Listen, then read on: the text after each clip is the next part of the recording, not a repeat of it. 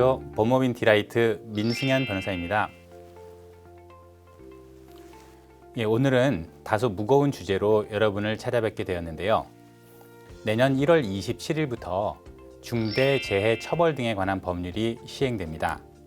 이 법의 시행으로 여러분들의 회사나 사업장에 미치는 영향은 무엇인지 함께 살펴보고자 합니다.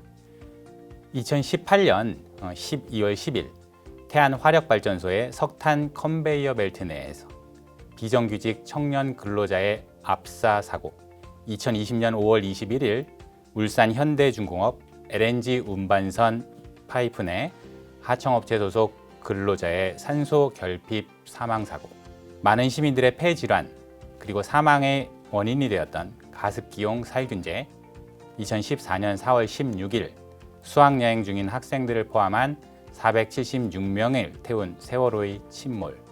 많은 분들이 이 사고들을 기억하실 텐데요.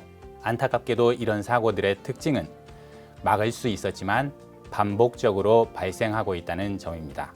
이에 근로자와 일반 시민의 안전을 확보하고 기업의 조직 문화 또는 안전관리 시스템의 미비를 보완하며 중대재해 사고를 사전에 방지하려는 목적의 중대재해처벌 등에 관한 법률이 제정되어서 그 시행을 앞두고 있습니다. 특히 이 법은 사업주와 경영 책임자 및 법인 등을 형사처벌하는 내용까지 담고 있어서 관련 회사나 공공기관 등의 각별한 주의가 필요합니다. 중대재해처벌법의 내용은 두 가지로 요약할 수 있겠는데요. 첫 번째는 사업주나 경영 책임자 등의 안전 및 보건 확보 의무에 관한 내용이고요. 또 하나는 이러한 의무를 위반하여 중대재해가 발생하면 사업주와 법인 또는 기관은 형사 책임과 함께 징벌적 손해배상 책임을 부담할 수 있다는 점입니다. 자세한 내용을 함께 살펴볼까요? 우선 이 법은 중대재해를 중대산업재해와 중대시민재해로 구분하고 있습니다.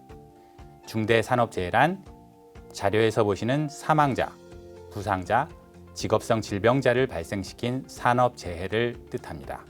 여기서의 직업성 질병은 각종 화학적 인자에 의한 급성 중독과 근로자의 건강에 위해를 가할 수 있는 작업 환경으로 인해 발생한 간염, 에이즈, 열사병, 산소 결핍증 등 총 24종의 질병을 포함합니다.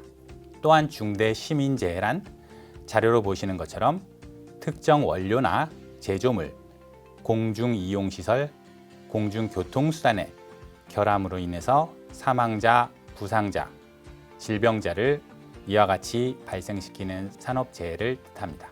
여기서의 이제 공중이용시설에는 지하철 역사, 터미널 내 대합실, 실내 공연장 등 많은 사람들이 밀집하는 대규모 시설, 어린이집이나 노인 요양시설 등의 일부도 포함됩니다.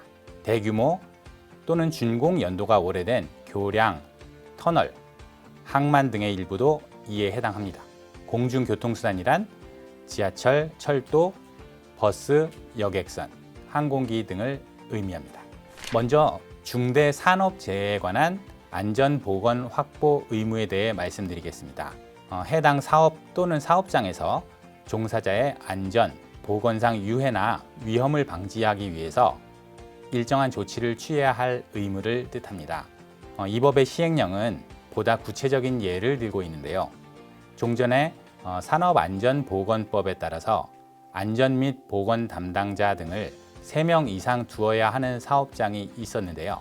이 법 시행 이후로는 만일 상시 근로자 수가 500인 이상이거나 시공능력 평가순위 상위 200인 이내의 건설 사업자에 해당하게 되면 안전보건을 위한 전담 조직을 두어야 합니다. 참고로 고용노동부에 따르면 2020년 건설업 사고 사망자는 458명으로 전체 산업재해 사망자의 51.9%에 이른다고 하는데요. 이러한 점을 반영한 시행령으로 보입니다. 또한 사업주 등은 사업장 특성에 따른 유해 위험 요인을 확인 개선하는 업무 절차를 마련하고 해당 업무 절차에 따라서 유해 위험 요인을 확인하고 개선하였는지 여부를 반기 1회 이상 점검해야 합니다. 이러한 의무를 이행해야 하는 주체는 사업주와 경영 책임자 등인데요. 여기서 사업주 경영 책임자의 범위에는 사업을 대표하고 총괄하는 권한 있는 사람을 말합니다. 또한 이에 준해서 안전보건에 관한 업무를 담당하는 사람도 포함하고요. 중앙행정기관의 장이나 지자체, 지방공기업의 장, 공공기관의 장도 여기에 해당합니다. 앞서와 같은 안전보건 확보 의무를 위반해서 중대산업재해가 발생하면 사업주, 경영책임자 등은 사망사고의 경우 1년 이상의 징역형 또는 10억 원 이하의 벌금형에 처해지게 됩니다. 뿐만 아니라 법인, 기관의 경영책임자도 이렇게 처벌되면 해당 법인과 기관도 무거운 벌금형에 처해집니다. 따라서 기업은 물론 업무 평가나 감사가 중요한 공공기관도 주의를 기울일 필요가 있습니다. 형사처벌 이외에도 경영책임자 등은 20시간 이내의 안전보건교육을 이수해야 합니다. 만일 이수하지 않으면 1,000만 원에서 5천만 원까지 과태료가 부과될 수 있고요. 마지막으로 중대산업재해 발생 사실이 공표될 수도 있습니다. 법인, 기관의 이미지에 큰 타격이 될 수 있다는 점도 기억할 필요가 있겠네요. 이제 중대시민재해에 관한 안전보건 확보 의무에 대해서 살펴보겠습니다.